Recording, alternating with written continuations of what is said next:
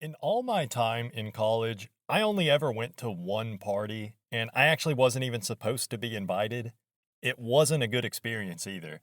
I ended up just standing against the wall for a couple hours, then I left because nobody was interacting with me anyways, and it was just really awkward. I felt really out of place because I was. Like I said, I'm pretty sure the host of the party did not want me to be there. But while I was there, I witnessed maybe the nicest guy I ever met getting brutally mogged and having his one-itis snatched up right in front of him. And if you don't know what that means, one-itis, it just means that the guy had had a huge crush on this girl for years. So here's the story of the most brutal mogging of all time. And after you listen to this, if you think you've experienced a worse mogging than this, then let me know in the comments because I am genuinely curious. I was in this class that had a huge group project. It was basically like a senior design project, but there was people from all different majors working on the same project together. So I majored in mechanical engineering, but my group had, I think, 3 graphic design majors, a business major, or I don't know, she was some kind of business or marketing major. Then there was another engineering major, and there was a computer science major. Okay, so the first thing you need to know is one of the graphic design majors was this guy named Scott. And Scott was a pretty cool guy, in my opinion. He was the one person in the group that I felt like actually made an effort to include me. But Scott had a huge crush on one of the girls in our group. She was also a graphic design major. We'll call her Caitlin. Overall, I think Caitlin was a pretty nice person. I never really talked to her one-on-one or anything, but she seemed friendly enough. She was very, kinda hipster, alternative style. Art ho, I think is the preferred term these days. And she's Asian. That's not important to the story, but it probably is part of the reason why Scott was so obsessed with her, because I know he was big into anime, and there is a certain pattern I have noticed with anime fans. But anyways, so Scott and Caitlin had known each other for years. They actually went to high school together, so this was a very, very long time crush. My man Scott had the one-itis bad for this chick. Apparently, about a year before all this took place, Scott had actually confessed his feelings for Caitlin, and she turned him down. Because Caitlin's best friend, who was also in our group, she told the whole group about it and about how Scott's been crushing on Caitlin since back in high school and everything. By the way, that's actually a perfect example of just how antisocial people are in college, from my experience. Caitlin's friend had no business telling everybody about that because obviously Scott wouldn't have wanted everyone to know about it. So why was she telling everyone? I can only assume she was trying to make him look bad, which is especially messed up because whenever I saw her and Scott talking to each other, it seemed like they were friends. So I don't know what's up with that. Maybe she just couldn't help herself. You know, the gossip was just too juicy. She had to tell everyone. But anyways, so at some point we were having a group meeting. I was the last one to get there. Then when I walked up to where everyone was at, Scott asked me if I was going to the party. So I was like, what party? Pretty sure I wasn't supposed to be invited because when he asked me that, I could see Caitlin and her friend both had this look on their face. They were looking at Scott like he just fucked up. But Scott told me about a party that Caitlin was having, so I was like, oh, I didn't know about it. Then Scott says, you should come. We're all going to be there. Then I look over at Caitlin and she's like, it's not really a party. You can come if you want. So I could tell she was only inviting me because she got put on the spot like that. But I guess Scott thought I would have already been invited because everyone else in our group was invited. So he just thought, the whole group is invited. he didn't realize that I was actually not supposed to be invited. So fast forward to the day of the party. I actually wasn't going to go because I could tell that Caitlin didn't really want me to be there, and she was the one hosting the party. But then I ran into Scott on campus that day, and he was all like, "You're coming to the party, right?" And I said, "I don't think I'm going to make it." Then he was like, "You have to. The whole group's going to be there." So I told him, "I don't think I was supposed to be invited." And he's all like, "No, everyone in the group is invited." Then I can't remember the whole conversation, but basically he was very insistent that I go, which shout out to Scott for being the least antisocial person I met throughout my time in college. But yeah, he eventually convinced me to go. And at that time in my life, I still thought that I might be able to ascend if I just put myself out there some more. So I had a gut feeling that I shouldn't go, but against my better judgment, I just thought, well, maybe it'll be good for me to get out more. So I agreed to go. So later that night, I get to the house where the party's at. Turns out it was a housewarming party for Caitlin and two of her friends that were all moving into this house together. So I'm pretty sure most of the people there were people that Caitlin and Scott knew from high school. Then there was also a group of these 3 frat guys that they seemed really out of place at first because Caitlin and her roommates were all kind of hipster style people. But I later found out that the male roommate was childhood friends with one of the frat guys, so that's how they ended up there. But anyways, so the party was very uneventful for the most part. There was probably 20 people there, something like that. So it wasn't like this huge Project X style rager or anything. It was just kind of a smaller party. But I was pretty anxious walking up to the door because, like I said, I'm pretty sure I wasn't even supposed to be invited. And, this is how awkward I am. I didn't even make it inside the house before I had my first awkward social interaction.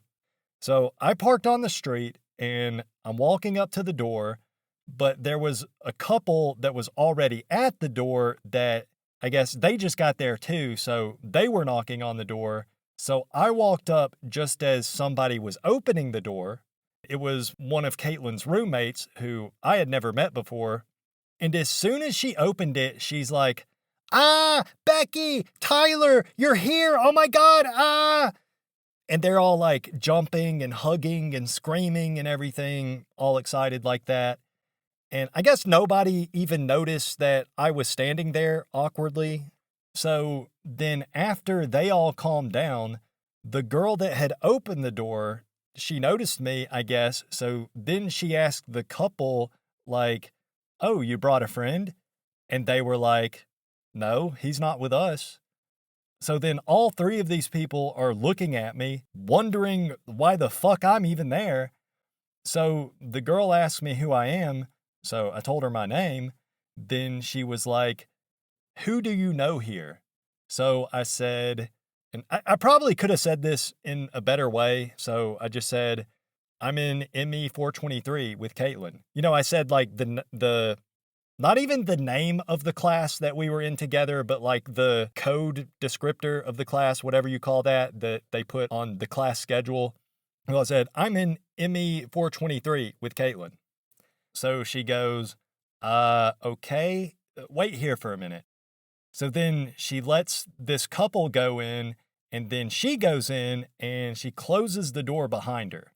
So I'm just standing there like, I figured she was just going to ask Caitlin if she knows me, but just think about this. Okay, the girl answered the door and she had never seen me before, so it makes sense to ask who I am. But then I told her that I know Caitlin, which is the name of her roommate, so is that not enough? She's going to make me wait outside while she confirms that I'm actually supposed to be there. I just feel like if I was more attractive or if I was someone that gave off a more normal vibe, then she probably would have just took my word for it and let me in. So I'm standing out there, just standing on the porch for a few minutes. It seemed like kind of a long time, actually. But then the door opens and it was Scott. And he was like, "Hey, come on in. We're playing Jenga." So I go in, and everyone from my school group was in the living room area, and they're all playing Jenga on the coffee table. And there was a couple other people in there that I didn't know, but it was weird because nobody really acknowledged me when I walked in. So I don't know if they just didn't notice me or what, but I just followed Scott over there because it sounded like he was inviting me to play, from the way he said, "Hey, come on in. We're all playing Jenga." I thought, okay, so he's asking me to play Jenga with him. By the way, they were playing Jenga, but it was like they had things written on all the blocks. So it was like when you pull a piece out, you read what it says, and then you have to either answer a question or do some kind of challenge or something, depending on what it says. But yeah, if you can picture the scene, everybody's sitting around the coffee table. Every seat is occupied. There was even one guy that was sitting on the arm of the couch, and Scott was sitting on the floor. So nobody acknowledged me when I came in. They all just kept playing. So they're all sitting around in a circle. Then I'm just standing there awkwardly outside the circle because, like I said, there was no seats left. So I'm just standing there. And yeah, I was feeling really freaking awkward because I still had not even been acknowledged by anybody other than Scott when I first came in. And he didn't tell anyone I was there or anything. He just told me, "Hey, we're playing Jenga." Then I followed him into the room, and then he went and sat on the floor. I was just left stranded on the outside of the circle. So I just stood there awkwardly while they all played this game. And remember, most of these people did know me. Only 2 people in that little group were not in my class group. And it wasn't like nobody saw me, because after, 10 to 20 minutes of me just standing there, eventually one guy got up to go to the bathroom and he had to walk past me. And this was a guy from the group. He just walked past me and he kind of nodded to me as he went past. So he did acknowledge me. And I'm pretty sure everybody knew that I was standing there eventually, but nobody invited me to join in. Nobody even said hello or anything. Scott was the only one that ever actually greeted me out loud. Until a little bit later, eventually, the other guy from my group that was also in the same major as me, he did come over and say hi and ask me how I was doing and everything. But out of 6 people that were in my group, only 2 of them even spoke to me at all throughout the entire party. And I was there for about 2 hours.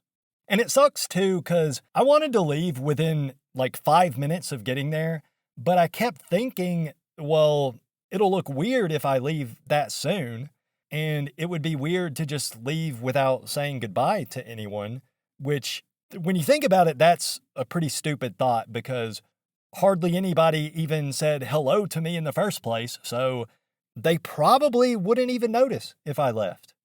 But that's social anxiety for you. It just makes me think too much about these situations. So at some point, everyone finished with the game and everyone left from that little living room area. The house had kind of a open floor kind of layout. So the kitchen and the living room and I guess what you would call the rec room area, it was all in the same big room, basically.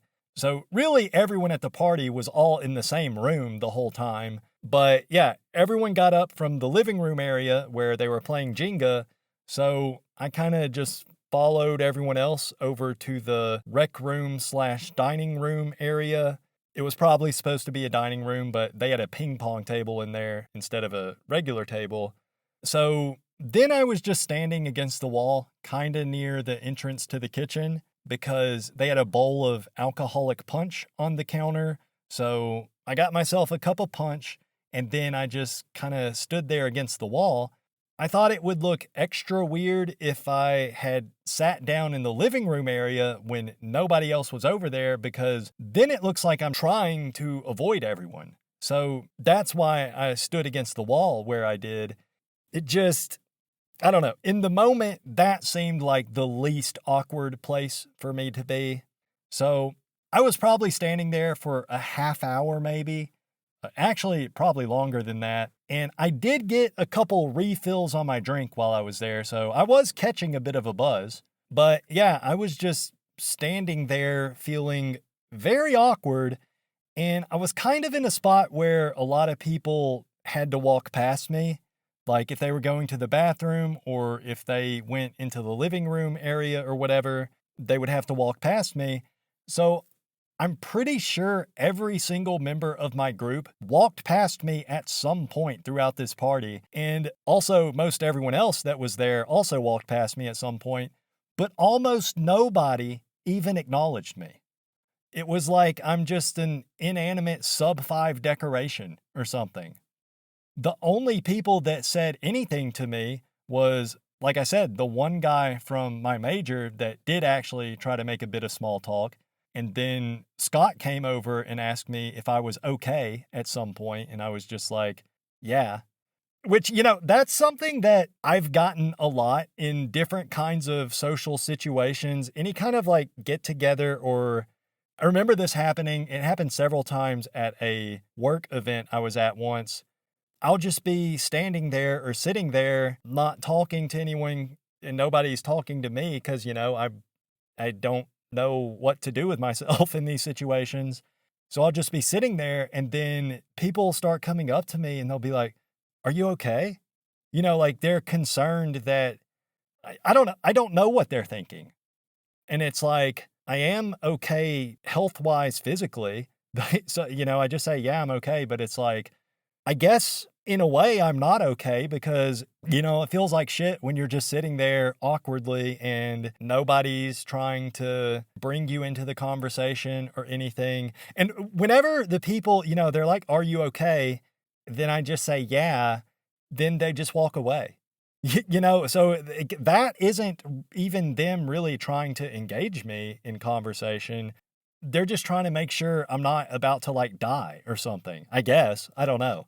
But anyways, yeah, like everybody at the party at some point had to walk right past me, and hardly anybody even said anything to me. Other than Scott and the other guy that I knew from school, the only people that talked to me was two of the frat guys that were there. They came up to me and they introduced themselves, and they asked who I know there and everything.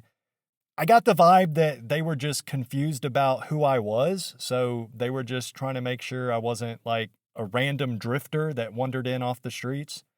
But other than that, just a few small interactions, nobody even acknowledged me. I am aware that, I could have probably made more of an effort to try to talk to people. It's not like people were necessarily being rude by ignoring me, because I'm just as much to blame as they are. I wasn't going up to anyone and talking to them. So I'm not mad at anyone, I'm just saying, for me, it was not a positive experience. It was just extremely awkward, and, I was just standing there the whole time watching while everyone else was having fun. Well, everyone except for Scott. See, Scott had a very bad time. The first thing I saw that honestly just made me feel really bad for the guy, he was sitting on the love seat by himself, and there was a couple other people over there that were sitting on the other couch. Then Caitlin went over and she sat on the other end of the love seat. Then I saw Scott.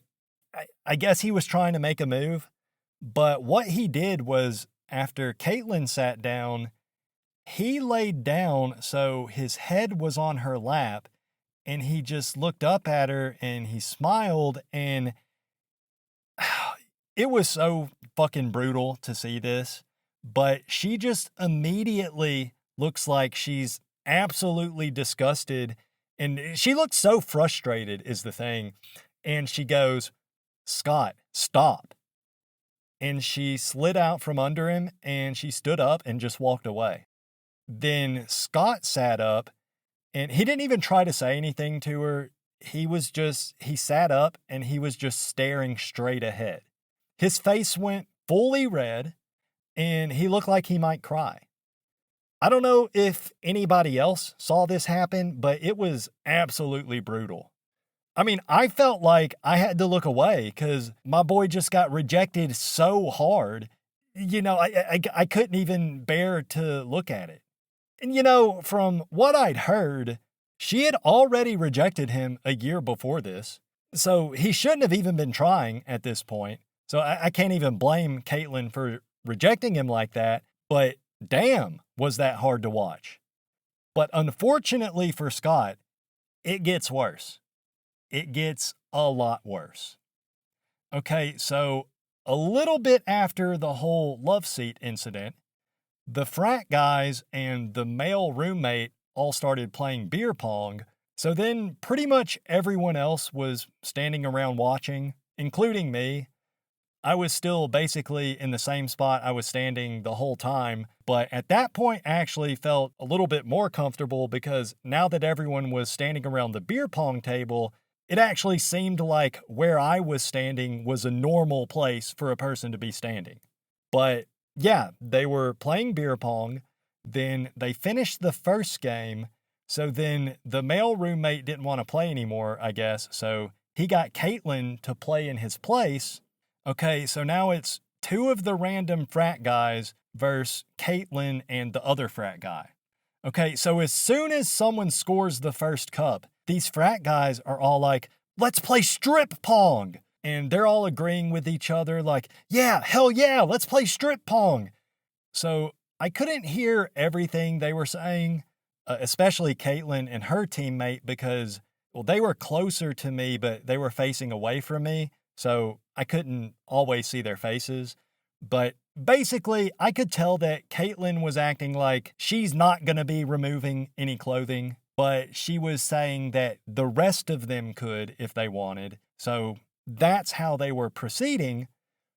So it gets to the point that both of the guys on the other team were shirtless, and Caitlyn's teammate had took his shirt off too.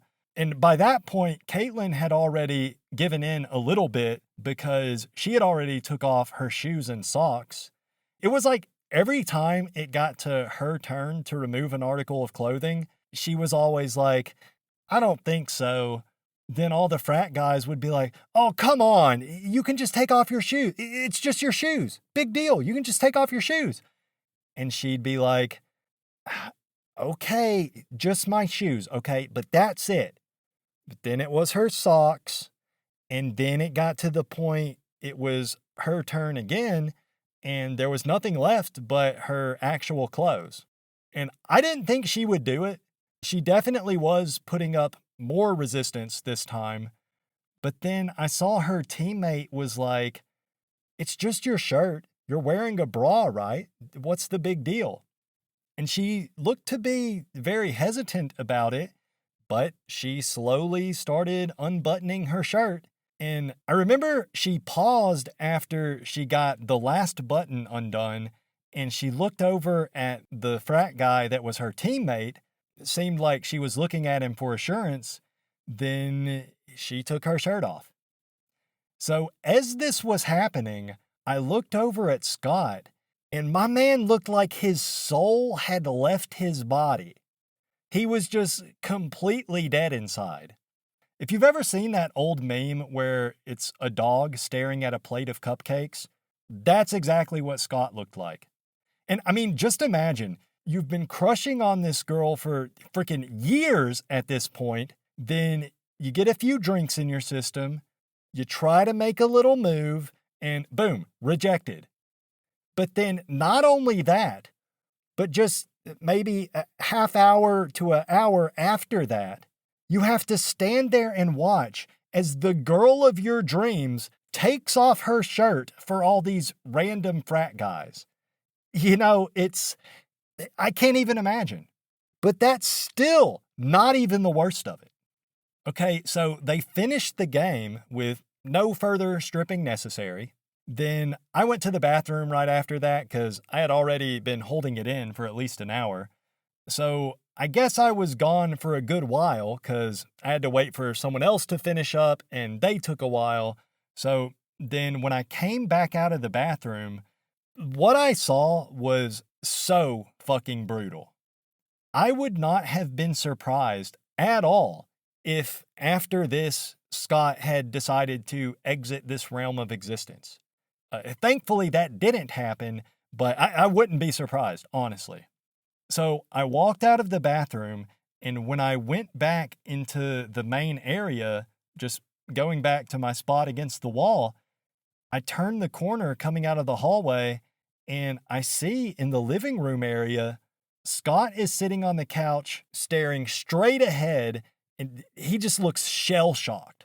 Then on the other end of the couch, the one guy that was Caitlin's teammate was sitting there, sitting on the same couch as Scott, still shirtless. Okay, he still had his shirt off, and Caitlin was sitting on his lap, and they were really going at it, just full on making out to the point it was like, it was very uncomfortable. I'm pretty sure anybody else that was in that room was extremely uncomfortable with what they were doing. You know, and there was other people over there. Like, it wasn't just them and Scott sitting on the couch. There was a lot of people over in that area. I'm pretty sure they were actually playing the Jenga game again. But Caitlin and this frat guy were doing what they were doing right in front of everyone. I don't know if it started as part of the game. You know, maybe somebody dared them to kiss as part of the game. But I was already looking for a good moment to leave, and it didn't seem like anybody noticed me coming out of the hallway. So at that point, I just left. I didn't say goodbye to anybody. I just walked out the front door and I left. But man, I will never forget the look on Scott's face. He looked like he might start crying at any moment. And I'm pretty sure, you know, for sure later that night, he did cry. He probably cried for like at least a week straight. And because I would have, like, I'm not trying to make fun of him. I would have cried. I would have cried on the spot if I was in that position. And to make matters worse, you know, I probably don't even need to say this, but as I'm sure you could surmise just from the events that transpired that night, the frat guy was way better looking than Scott. I don't think Scott is sub 5 or anything in the face, but he is pretty short. He's probably like 5'6", if I had to guess, and he's just really skinny. Meanwhile, the frat guy was probably 6 feet tall and he looked like he worked out. But I think what might have been a wake-up call to Scott, at least I hope he took it as a wake-up call. See, Scott and Caitlin and most of their other friends, they all very much had that mid-2010s hipster style. You know, the flannel shirts, thick-rimmed glasses, tattoos. You know, they're very into indie music and everything like that. So I can see how, from Scott's perspective, he probably thought there's no way that his Asian hipster one-itis is going to go for a cookie-cutter frat boy like that. I wouldn't even be surprised to find out that Scott was only appropriating that hipster aesthetic to try to attract Caitlin. But you see what happens. I learned this lesson back in high school when I saw how the scene girls always went for the same popular jocks that all the other girls went for, but I don't know if Scott had figured it out yet. I mean, some guys never learn, so maybe he's still just as clueless today. I don't know, but maybe I'm just a very empathetic person. You know, maybe I'm an empath, but witnessing such a brutal mogging, I mean, my man just got his freaking probably decade-long crush just snatched up in a matter of minutes, right in front of his face. Then he had to sit there and keep playing Jenga, acting like he doesn't care, because, I mean, what else are you going to do? Everyone will just laugh at him if he shows any emotion. Or, even worse, they'll try to make it out to be like he's being a jerk or whatever, like he's some kind of obsessive, controlling whatever. It's not like he was just sitting there completely emotionless. He was trying to not show any emotion. He was trying to act like he didn't care, but anybody could see it. You could see it all over his face. So it was brutal. And I remember the next time we all had class together, Caitlin said something about how she felt really embarrassed. So I'm guessing she probably did regret some part of her actions, or at least she regretted how it made her look. Because, she really came off like a total easy peasy, loosey goosey, and I'm sure she knew that. So that's probably what she actually felt embarrassed about. But yeah, the other thing I wanted to say, I remember thinking there's no way she's going to take her shirt off because, she just didn't seem like the type. But thinking about it, every single time I've had the thought that, oh, this girl really doesn't seem like the type. She seems like a good girl. Wrong. Just wrong. Every single time. Every single time I think a girl didn't seem like the type, she always is the type. It's like, I remember this one girl from high school she was very shy. Like, she probably had social anxiety just as bad as I do. That's how shy this girl seemed to be. And she was just very much a plain Jane looking kind of gal. She was kind of cute though. But then I remember hearing some guys on the football team talking about her, and they were talking about how easy she is and how they had all, did whatever with her. And it's like, yep, every time, every single time. Now, they could have been bullshitting, it was a bunch of teenage boys. Guys will exaggerate from time to time, but I've seen it happen too many times. Every girl I've ever known that it's like, yeah, that's a good girl. Nope. You always find out, nope, it's not. Not. She is the type. Whenever you think she's not the type, rest assured, she is the type. And look, I don't think Scott was fully innocent in this. I mean, he's innocent, but, he should have been gave up on this chick. He should not have still been invested in her like he was. But hey, I know how it is. Women can move on like it's nothing. Chicks can get over a rejection in an instant because they all got 1,000 more options just waiting in line, just waiting for their chance. They all got the abundance mindset or whatever. But for a guy like me or a guy like Scott, what do you expect? We don't have other options. It's so easy to invest all your feelings in one girl like that because, well, especially in this case where it did seem like they were close friends, they probably weren't as close as Scott thought they were. But, from his perspective, he probably felt like she was his best chance, even after she rejected him, because she was still keeping him in the beta orbit. And man, you just hate to see it. I don't know what else to say about it. You just hate to see it. But yeah, if you feel like you got anything out of this video, please consider watching some of my other videos. There's also some secret videos you can watch for free on Patreon, so check that out. No sign up required. Thank you for watching. I'll see you next time.